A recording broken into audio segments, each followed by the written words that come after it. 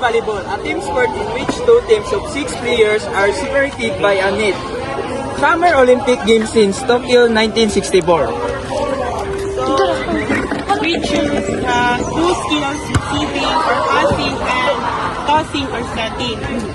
For receiving, this is what you will do.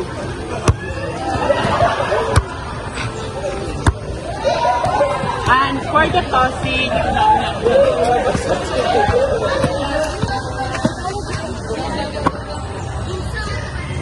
so now we will tackle the muscles that you use when doing that different skills. First is the receiving. So, when you receive, you use the forearm muscle, the bicep, and the deltoid. Also you use the glutes, the abdominal muscle, hamstrings, and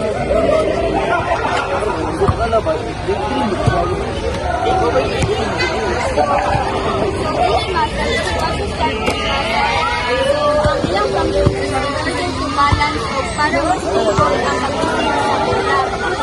So next is ang glutes muscle. So this is our part. So ang function niya ay para ma-support ang ating body and when we receive this mabalance ang ating body. So last is hamstring. So ang ating part ng muscle. So it flex our knees.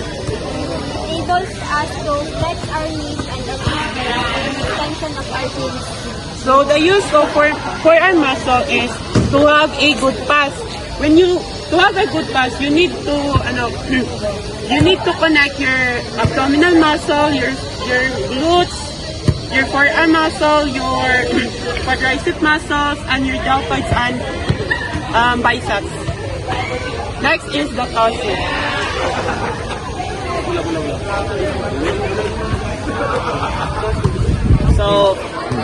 So in this demonstration, tossing is used three muscles in the body.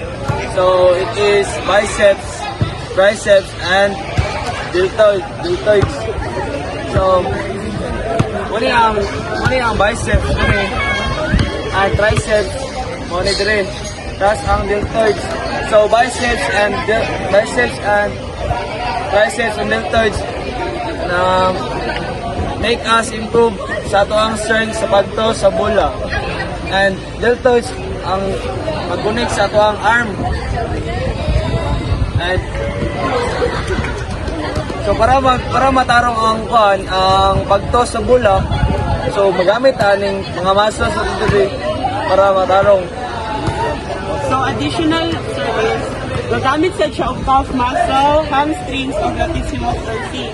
So the use of hamstring is when tossing, you also need to bend para mas stable imong pag-toss, or when setting, you need to bend para mas sada imong set and mas spike o tarot sa imong spiker. Also the calf muscle, we need our calf para makabalance the well tossing, and that's all. Now, when you do the tossing when you do the receiving the ball, is it supine or profine? Supine or profine? Is it profine or supine? Profine. Okay. How about when you toss or you toss the ball? Profine or supine? Fine, sir. Profine or supine? Fine. Dili ba pwede nga donation? Ano ka? Dili sir. Dili siya sir, kaya ma-violate na niya ang bula. So, mo. So, pwede magkadiba mga toss o bula nga Yes, receive. Alright. So, congratulations, group number 4. So, pila mo ko ba? 2, 7, 4, 6. Nag-1 sir, nag-CR, ay nagsabar ko yung Isa ang isa? Si Lim, sir. Nakitag diyan sir. CR ba? Okay, but mag-contribute ko sa mga Yes sir.